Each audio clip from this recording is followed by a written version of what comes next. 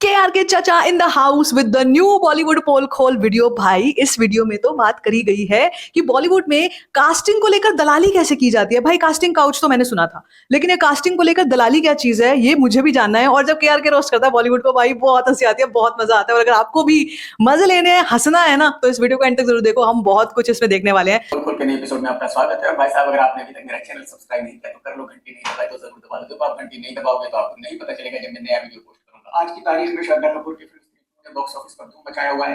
तो सबसे पहले इसी फिल्म के बारे में बात कर लेते हैं। आप में से बहुत सारे लोग कमेंट्स करके ये कह रहे हैं कि मैंने तो ये कहा था कि फिल्म फ्लॉप हो जाएगी। अरे भाई साहब, अपनी तरफ से स्टोरी बनाना बंद कीजिए। एक मिनट के चाचा क्या बोल रहे हैं यहाँ पे।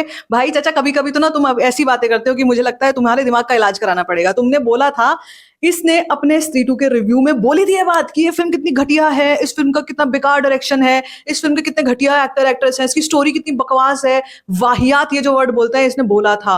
और अगर तुमको विश्वास नहीं होता तो मेरी बात पर ना स्त्री 2 का इसका रिव्यू देखना, इसने बोली है ये सारी बातें। और ये अब इस बात पे फुल ऑन पलटी मार चुका है। क्या कह रहे हैं, सुनते हैं।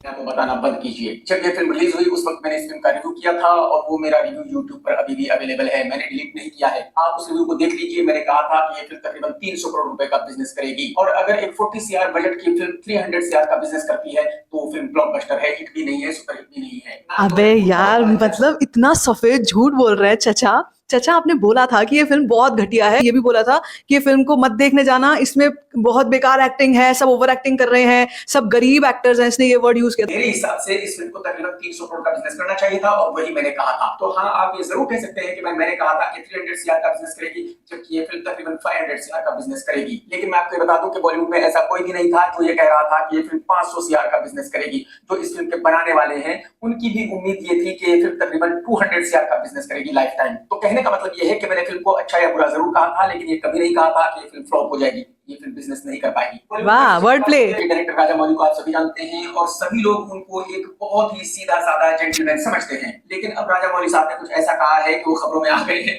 उनको बहुत सारे लोग ट्रोल कर रहे हैं, बहुत सारे लोग उनको बुरा भला भी कह रहे हैं। राजामौली ने कहा है कि मैं रावण को ज्यादा पसंद करता हूँ, रावण मेरा फेवरेट है, राम जी को मैं इतना पसंद नहीं करता। तो अगर राजामौली साहब ये कह रहे हैं कि भाई, पहली बात तो ये कि उन्होंने ये नहीं बोला कि मैं राम जी को इतना पसंद नहीं करता। यहाँ पे इसने कुछ झूठ बोला है अपनी तरफ से। उन्होंने ये जरूर बोला है कि मैं रावण को पसंद करता हूँ। और मैं आपको बता दूं, राजामौली इज एन एथिस्ट। अब एथिस्ट इंसान अगर कुछ भी बोलता है या ये किसी उसके ऊपर बोलते हैं कि मुझे रावण ज्यादा पसंद है या रावण की क्वालिटीज बेसिकली बोलना, वो ये चाह रहे थे, वो ये नहीं बोलना चाह रहे थे कि रावण पसंद है, उसने जो किया वो बहुत सही किया, ये नहीं बोला उन्होंने ये बोला कि मुझे उसकी क्वालिटीज पसंद है, वो महाज्ञानी था, ये बोला उन्होंने। से प्रतीत होता है कि मैं मुस्लिम हूं, तो जाहिर सी बात है मैं इस बारे में कुछ कह नहीं सकता क्योंकि ये धर्म की बात है। नहीं तो सच्चाई तो यही है कि मैं भी रावण का फैन हूं, मैं भी रावण को बहुत पसंद करता हूं। और मैं आपको ये बता दूं कि दुनिया भर के बड़े बड़े विद्वान भी ये मानते हैं कि रावण एक पंडित नहीं था बल्कि कसम रावण की है, कसम रावण की, वो एक बहुत ही काबिल इंसान था।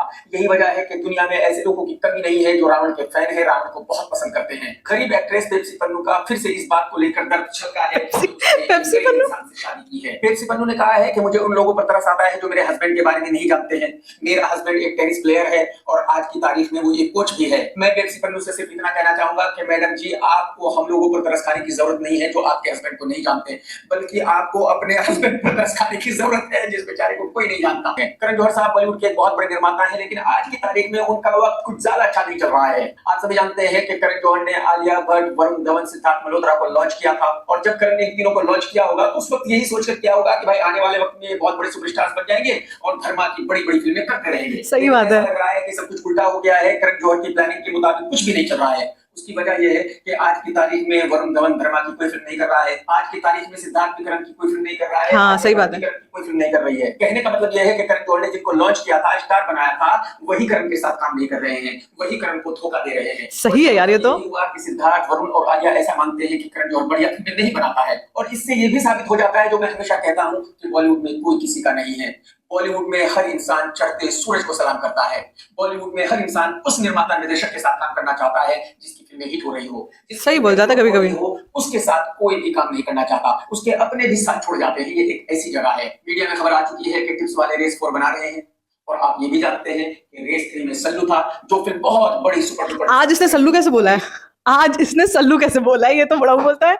आज मुझे ऑब्जेक्शन है मिलॉर्ड, आज इसने सल्लू कैसे बोला है। कि भाई जब रेस 3 डिसास्टर थी तो रेस 4 क्यों बनाई जा रही है, लेकिन आज सही बात है। रेस 4 में फिर से सैफ अली खान आ गया है और सिद्धार्थ मल्होत्रा आ गया है, यानी कि दोनों में से कोई भी सुपरस्टार नहीं है। इसका मतलब ये हुआ कि इस फिल्म को शायद बड़े स्केल पर नहीं बनाया जाएगा, इस फिल्म को बहुत ही छोटे बजट के साथ बनाया सही जाएगा। बात है ये। मुझे ऐसा लगता है कि इस फिल्म का बजट ज्यादा से ज्यादा 40-50 करोड़ रुपए रहेगा, क्योंकि फिल्म की रिकवरी नहीं है अगर ये दोनों फिल्में इतना कम बजट। लेकिन इस फिल्म के साथ जो सस्पेंस है वो यही खत्म नहीं हो जाता। अगर आपको याद हो तो रेस 1 एंड 2 अब्बास मस्तान साहब ने डायरेक्ट की थी और रेस 3 को डायरेक्ट किया था कोरियोग्राफर रेमो डिसूजा ने। उस बेचारे का कैरियर इस फिल्म के फ्लॉप होने के साथ ही खत्म हो गया था। और मैं आपको बता दूं कि जब रेमो इस फिल्म का डायरेक्शन करने के लिए हामी भर रहा था तो रेमो ने मुझसे पूछा था कि मैं फिल्म करूं या नहीं करूं, और मैंने रेमो साहब से सिर्फ इतना ही कहा था कि भाई साहब अगर आप इस फिल्म का डायरेक्शन करेंगे तो एक मिनट। होने वाला। यहाँ पे केआरके ये बोल रहे हैं कि रेमो ने इनसे सलाह करी थी रेस 3 बनाने से पहले। यार कभी कभी तो ये फेंकता है, ये तो मैं मानती हूँ। ये इतना, ये मतलब क्या क्या कुछ भी कहीं से भी बोल देते हैं, कुछ भी होगा। हो सकता है किसी पार्टी में मिला होगा, ऐसी कैजुअल डिस्कशन हुआ होगा, जनरल डिस्कशन हुआ होगा, वो भी मुझे तो डाउट है। केआरके से कोई अपने प्रोजेक्ट के बारे में बात करेगा, रेमो ये बात करेगा। केआरके और रेमो, पहली बात तो क्या कोई कनेक्शन है? केआरके और रेमो बात कर रहे हैं कि मैं रेस 3 बनाऊं कि नहीं बनाऊं, और केआरके बोल रहा है भाई मत बनाइयो, बहुत बड़ी डिजास्टर हो जाएगी। कभी कभी ये कुछ भी फेंकता है भाई, कुछ भी। है, इसके बाद आपका करियर खत्म हो जाएगा, मैं लिख करके दे सकता हूं, और जो मैंने कहा था वही हुआ था। तो अब देखने वाली बात ये होगी कि रेस 4 को डायरेक्ट कौन करेगा। पुराने जमाने के एक हीरोइन है रिमी सेन, जो बिग बॉस में भी आई थी। आज की तारीख में कुछ ना कुछ ऐसा करती रहती है कि न्यूज में आती रहती है। भाई आप सभी जानते हैं कि जो लड़की एक बार हीरोइन बन गई उम्र के दम तक हीरोइन ही रहती है। कोई ना कोई काम वो ऐसा करती रहती है कि न्यूज में बनी रहे, लोग उसको जानते रहे। और बस कार कंपनी पर केस कर दिया है जिस कार को वो चलाती है। ये कार है रेंज रोवर। उसने कहा है कि भाई मेरी कार का पीछे का कैमरा खराब हो गया है, वो कई बार मैंने रिपेयर कराया है, इसके बावजूद भी ठीक से काम नहीं कर रहा है। और जब मैं गाड़ी पीछे हटा रही थी तो मेरी गाड़ी खंबे में टकरा है क्योंकि वो कैमरा काम नहीं कर रहा है। और अगर खंबा ना होता, कोई पीछे आदमी होता तो मर जाता, तो मेरे ऊपर तो बहुत बड़ा केस हो जाता। तो यही वजह है कि रिमी ने कंपनी पर 50 करोड़ रुपए का मानहानि का दावा 50 करोड़। ये है क्योंकि आप लोगों ने मेरी कार का कैमरा सही से रिपेयर नहीं किया, तो मुझे कम से कम 50 करोड़ रुपए का हर्जाना चाहिए। सही जा रही हो रिमी मैडम जी, कुछ ना कुछ तो करना पड़ेगा ना न्यूज़ में रहने के लिए। बिल्कुल ठीक कर रही हो आप सभी जानते हैं जब से फिल्म एनिमल रिलीज हुई है तब से इस फिल्म के बारे में कोई ना कोई कंट्रोवर्सी होती रहती है। कोई ना कोई इस फिल्म को अच्छी या बुरी कहता रहता है। आप सभी जानते हैं कि जावेद अख्तर, राजकुमार राव ने भी इस फिल्म के बारे में बात की है। राजकुमार ने कहा है कि मैंने भी फिल्म एनिमल देखी है और इसमें जो रोल रणबीर कपूर ने किया है उसका जो कैरेक्टराइजेशन है उससे मैं ज्यादा इत्तेफाक नहीं रखता, क्योंकि उसको फिल्म के एंड में भी एकदम हीरो दिखाया गया है। एक मिनट, एक तो ये एनिमल को लेकर जिसको भी कुछ भी बोलना है ना, वो जिसको भी थोड़ी पब्लिसिटी चाहिए, मुझे ऐसा लगता है वो एनिमल के बारे में बोलने लग जाता है।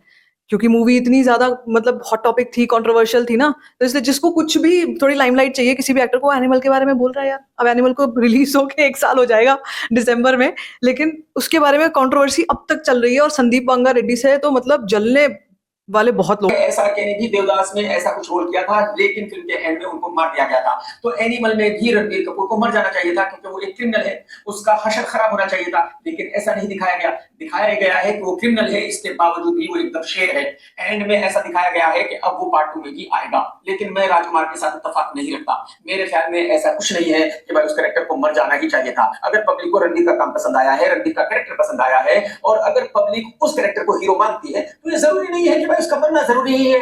ये तो आप सभी जानते हैं कि जितनी भी फिल्म इंडस्ट्रीज है इंडिया में, उन सभी में कुछ ना कुछ कालाकांडी होती है। उन सभी इंडस्ट्रीज में लड़कियों का मिसयूज होता ही है। कुछ सालों पहले मलयालम फिल्मों की एक एक्ट्रेस को मलयालम फिल्मों के एक बड़े एक्टर ने किडनैप कर लिया था। उसके साथ बहुत ही बदतमीजी की गई थी, उसकी वीडियो बनाई गई थी। उसके बाद उस हीरो को अरेस्ट किया गया था, और उसी वक्त सरकार ने एक कमेटी बनाई थी जिसका काम ये जानना था कि भाई फिल्म इंडस्ट्री में क्या क्या होता है। ये भी गारंटी के साथ कह सकता हूं कि साउथ की जितनी भी फिल्म इंडस्ट्रीज हैं वो सब इसी तरह से काम करती हैं। वो तमिल फिल्म इंडस्ट्री हो, मलयालम फिल्म इंडस्ट्री हो या तेलुगु फिल्म इंडस्ट्री हो, वहां ऐसा किया जाता है कि जब लड़की को साइन किया जाता है तो उसको बोला जाता है, वहां अम्मा बोलते हैं, अम्मा ये प्रोड्यूसर है, ये डायरेक्टर है, ये एक्टर है, आपको सबके साथ सोना पड़ेगा। आप बताओ पैसे कितने लोगी? अगर आपको बॉलीवुड 25 लाख मिलते हैं तो हम आपको 50 लाख देंगे, हम आपको 75 लाख देंगे, हम आपको 1 करोड़ देंगे, लेकिन सोना आपको सबके साथ है। और वहां Oh my goodness! मानती है कि लड़की गोरी होनी चाहिए, सुंदर होनी चाहिए, एक्टिंग आए या ना आए घंटा फर्क नहीं पड़ता, बस वो सबके साथ सोने के लिए तैयार होनी चाहिए, तभी उसको फिल्म मिलती है। और बॉलीवुड फिल्म इंडस्ट्री के बारे में तो कंगना दीदी नेशनल टीवी पर बैठकर ये कह चुकी है कि भाई बॉलीवुड में किसी भी लड़की को काम नहीं मिलता बिना किसी के साथ कंप्रोमाइज किए। ईशा कोप्पिकर भी ये कह चुकी है, नीना गुप्ता भी ये कह चुकी है। जब इतनी सारी बॉलीवुड की 9 लड़कियां ये कह रही है तो जाहिर सी बात है ये सच होगा तभी तो कह रही है, नहीं तो वो ऐसा क्यों कहेगी। तो हकीकत ये है सही बात है। हेमा कमिटी की रिपोर्ट में मलयालम फिल्म इंडस्ट्री के बारे में कहा गया है वो सिर्फ मलयालम फिल्म इंडस्ट्री में नहीं होता बल्कि हिंदुस्तान में जितनी भी फिल्म इंडस्ट्रीज है उन सब में यही होता है। अभी उन लड़कियों के ऊपर डिपेंड करता है जो फिल्मों में काम करने जाती है कि उनको ये करना है या नहीं करना है, कोई जबरदस्ती तो शायद नहीं करता। ये में से बहुत सारे लोग कमेंट्स करके ये पूछते हैं कि ये जो कास्टिंग डायरेक्टर अभिषेक बनर्जी है इसको फिल्मों में बड़े बड़े रोल कैसे मिलते हैं, इसकी शक्ल इतनी डरावनी है, ये इतना बुरा दिखता है, फिर इसको इतनी बड़ी बड़ी फिल्मों में रोल्स कैसे मिल जाते हैं। मैं इस मुद्दे पर बात करना नहीं चाहता था लेकिन फाइनली मुझे बात करनी पड़ रही है क्योंकि बहुत ज्यादा लोग ये क्वेश्चन पूछ रहे हैं। एक्चुअली हकीकत यह है कि जो अभिषेक बनर्जी है वो कास्टिंग डायरेक्टर नहीं है बल्कि दलाल है। आपको याद ही होगा कुछ सालों पहले बॉलीवुड में आया था और मी टू में बहुत सारे लोगों के नाम आए थे, बताया गया था कि भाई बहुत सारे लोगों ने लड़कियों का मिसयूज किया है और जो मलयालम फिल्म इंडस्ट्री के बारे में हेमा कमेटी रिपोर्ट आई है उसमें भी यही कहा गया है। तो हकीकत यह है कि सच्चाई यही है। तो एक्चुअली जब मी टू आया था उसके बाद से जितने भी बॉलीवुड वाले हैं उन्होंने ये डिसाइड कर लिया था कि अब वो लड़कियों से बात नहीं करेंगे। तो जब निर्माता निर्देशक लड़की से बात नहीं करेगा तो लड़की से बात कौन करेगा? लड़की से बात करेगा casting director. Casting director Oh my goodness. आपको ये करना है, इसके साथ करना है, अगर आप ये कर सकती हो तो फिर मैं आपको रोल दिला देता हूं। देखो मेरा तो कुछ है नहीं, मैं तो ना फिल्म का डायरेक्टर हूं ना निर्माता हूं, मैं तो कास्टिंग डायरेक्टर हूं, मुझे तो पैसे मिल रहे हैं कास्टिंग करने के, लेकिन मैं आपकी हेल्प कर सकता हूं। तो कहने का मतलब ये है कि Abhishek Banerjee as a casting director लड़कियों को बताता है, लड़कियों को कन्विंस करता है और लड़कियों को बताता है कि उनको निर्माता निर्देशक के साथ क्या क्या करना है। और जब अभिषेक लड़कियों को बताता है, कन्विंस करता है और फिर उनकी कास्टिंग करता है तो जाहिर सी बात है जो उस फिल्म का निर्माता निर्देशक है वो कैसे मना कर सकता है कि भाई तू अपना रोल इस फिल्म में मत रख। तो अभिषेक साथ ही कह देता है कि देखो भाई फिल्म में मेरा ही रोल है। तो जाहिर सी बात है जो निर्माता निर्देशक है वो कहता है कि भाई गारंटेड तेरा रोल है, ये मतलब तेरे बिना तो फिल्म बना नहीं सकते हो। देखो भाई यार, ये जो बात यहाँ पे बोल रहा है ना, ये बहुत कंट्रोवर्शियल बात है वैसे तो, लेकिन आपको क्या लगता है ये बात सही हो सकती है? क्या सच में ऐसा है? हो भी सकता है, नहीं भी हो सकता। मेरे पास तो तथ्य नहीं है, पता नहीं इसके पास होंगे या नहीं होंगे, लेकिन चचा जो बोल रहा है ना उसमें तो लॉजिक है, कहीं ना कहीं तो लॉजिक बैठता है। लेकिन क्या उसमें यही नाम इन्वॉल्व है या कोई और नाम इन्वॉल्व है, that is a question. But this could be a reality. ये बहुत सी बातें बहुत सी एक्ट्रेसेस बोलती हैं, बड़ी बड़ी एक्ट्रेसेस बोलती हैं कि कास्टिंग काउच होता है, तो अब वो कास्टिंग काउच अब कास्टिंग एजेंसीज के थ्रू हो रहा है, ये बोल रहे हैं यहाँ पे चचा। बट हो सकता है, ये भी हो सकता है। बहुत स्केरी है यार, ये तो बहुत स्केरी, तो मतलब इसके पीछे पड़ जाएंगे अब लोग तो, अगर ऐसा है तो। बातें खत्म हो गई। अब आप ये मत समझ लेना कि भाई 100% ही ऐसा होता है, 99% ऐसा होता है। जैसे कि अभिषेक बनर्जी फिल्म स्त्री में भी है और बड़ा रोल है, लेकिन जो फिल्म स्त्री का डायरेक्टर है अमर कौशिक वो बहुत ही अच्छा इंसान है, बहुत ही अच्छा लड़का है, वो सपने में भी ऐसा कुछ नहीं करेगा। तो एक्चुअली इस फिल्म में ऐसा हुआ होगा कि अभिषेक ने जब कास्टिंग की होगी तो अमर से कहा होगा कि भाई मैं भी अपना एक रोल रखता हूं, और जैसे कि मैंने कहा कि अमर कौशिक बहुत अच्छा लड़का है, उसने कहा होगा ठीक है भाई तू भी अपना एक रोल रख ले। तो कहने का मतलब ये है कि इस फिल्म में अभिषेक बनर्जी को दलाली करने के लिए रोल नहीं मिला है, लेकिन 99% फिल्मों में इस बंदे को रोल मिलता है सिर्फ और सिर्फ दलाली। देखो यार, इस मूवी में तो सीधी सी बात है ना कि इस मूवी में तो उसको वो एक सूत्रधारी वही है। स्त्री 2 में तो जना का ही कैरेक्टर है जो सूत्रधार है, बाकी सारे यूनिवर्सेस को वही एक तरीके से बांध के चल रहा है, तो इसलिए वो कैरेक्टर हो सकता है। लेकिन अब ये जो बात केआरके ने बोली है ये बहुत बहुत कंट्रोवर्शियल है भाई, बहुत कंट्रोवर्शियल है, इस पे बहुत कंट्रोवर्सी हो सकती है। Let's see. 2024 अबू धाबी में होगा और इसको होस्ट करेंगे एसआरके प्लस करण जौहर। इसका मतलब ये हुआ कि इस साल का आईफा बड़ा होने वाला है। इस साल का आईफा ऐसा नहीं होगा जिसमें सिर्फ बुढ़ो ही बुढ़ो नजर आएगा, जिसका सब कुछ करता करता एसआरके और करण जौहर से बढ़िया होस्ट कोई भी इस शो को कर ही नहीं सकता, सवाल ही पैदा नहीं होता। लेकिन मैं करण जौहर के सामने हाथ जोड़ता हूं और रिक्वेस्ट करता हूं कि भाई साहब किसी तरह हाथ पैर जोड़कर इस शो के करने वालों के सामने अपने बॉयफ्रेंड लुखे मनीष पॉल को इस शो में मत डलवा देना। वो लुखे ये बात सही है, ये बात सही है। वो जैसे ही होस्टिंग करने आता है दिमाग खराब हो जाता है, शो को देखने का भी मन नहीं करता, आप यकीन कीजिए भाई साहब। और आईफा कराने वालों से भी हाथ जोड़कर रिक्वेस्ट करता हूं मैं कि भाई साहब इस लुखे मनीष पॉल को शो में मत डालना, इसको शो से दूर रखना। पॉइंट है, पॉइंट है। फिल्म स्त्री रिलीज हो चुकी है, बहुत बड़ी ब्लॉकबस्टर हो गई है और अब श्रद्धा कपूर के फैन क्लब्स और राजकुमार राव के फैन क्लब्स के बीच में झगड़ा चल रहा है। राजकुमार के फैन कह रहे हैं कि फिल्म उसकी वजह से इतनी बड़ी हिट हुई, श्रद्धा कपूर के फैंस कह रहे हैं कि फिल्म उसकी वजह से इतनी बड़ी हिट हुई। हकीकत यह है कि ये फिल्म इतनी बड़ी हिट उन दोनों की वजह से हुई ही नहीं है। ये मैं आपको पहले ही बता चुका हूं कि इस फिल्म का जो डायरेक्टर है अमर कौशिक, वो बेचारा बहुत ही सीधा लड़का है, बहुत ही अच्छा लड़का है। तो अब अमर कौशिक ने कहा है कि भाई साहब ये लड़ाई झगड़े की बात ही नहीं है कि ये फिल्म किसकी वजह से चली है। एक्चुअली ये फिल्म हम सबकी है और हम सबकी वजह से चली है। ये इस बात को दर्शाता है कि अमर कौशिक कितना अच्छा लड़का है। अगर अमर की जगह अनुराग कश्यप होता तो भाई साहब कहता है कि सब हटो, एक तरफ हटो, सालो मेरी वजह से हिट हुई है, डायरेक्टर मैंने फिल्म बनाई है, तुम लोगों लोगों को क्या आता है, अबे मैं नंबर 1 डायरेक्टर हूँ, मैं जीनियस हूँ, ये फिल्म ब्लॉकबस्टर हुई है सिर्फ और सिर्फ मेरी वजह से। तो ये फर्क है अनुराग कश्यप जैसे घटिया इंसान के और अमर कौशिक के बीच में। अमर कौशिक ये कभी नहीं कहेगा कि मैं ही जीनियस हूँ, मैं ही सबसे बड़ा डायरेक्टर हूँ, ये फिल्म सिर्फ मेरी वजह से हिट हुई है क्योंकि मैंने बहुत बढ़िया फिल्म बनाई है। अमर कौशिक हमेशा यही कहेगा कि भाई ये हम सबकी फिल्म है, हम सबकी वजह से हिट हुई है। तुम चैन हो, तुम ही दर्द हो, अरे बस कर जा। तुम हो मेरी जिंदगी। भाई साहब मेरा गाना रिलीज हो चुका है, सुपर हिट हो चुका है। Super hit. मेरे साथ क्या किया कि गाना देखिए, मजा आ जाएगा भाई साहब। दोस्तों अगर आपने वीडियो देखा है तो लाइक करना बिल्कुल मत भूलना, कमेंट्स करके जरूर बताना आज का वीडियो आपको कैसा लगा। टेक केयर दोस्तों, tata bye bye, love you, जय हिंद, सत्यमेव जयते। सत्यमेव जयते, एंड में सब कुछ बोल माल के अपनी बात सत्यमेव जयते ऐसे बोलता है KRK, जैसे सारी बातें से सच सच बोले, लेकिन काफी बातें सही सही बोल देते हैं। काफी सारी चीजें हैं जो बताई हैं। वो कास्टिंग वाली तो मुझे बहुत शॉकिंग लगी भाई, बहुत शॉकिंग है वो। बाकी आपको क्या कुछ लगता है इनकी बातों में, कितना सच है कितना झूठ है? Let me know in the comment section. बाकी if you like this video, give it a thumbs up, don't forget to share it and don't forget to subscribe to my channel, just called Story Function.